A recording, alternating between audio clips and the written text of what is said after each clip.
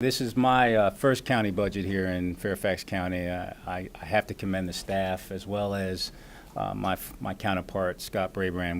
We talk pretty much every day trying to get things in place. But that being said, going forward, fiscal 20, fiscal 21, fiscal 22, we need to roll up our sleeves and ensure that we could adequately fund those years going forward. So we have to have a strategic plan that allows us to get there.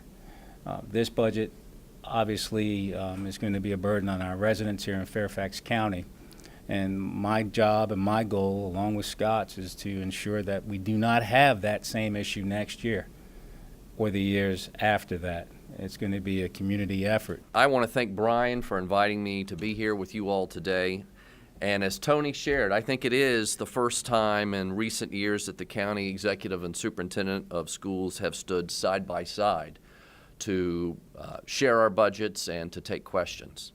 I think this change is emblematic of a new approach to meeting the needs of the residents of Fairfax County. The spirit of One Fairfax, a resolution that both boards just passed this fall. A county that is focused on creating and maintaining a high quality of life for every resident, I believe is embodied in this budget today.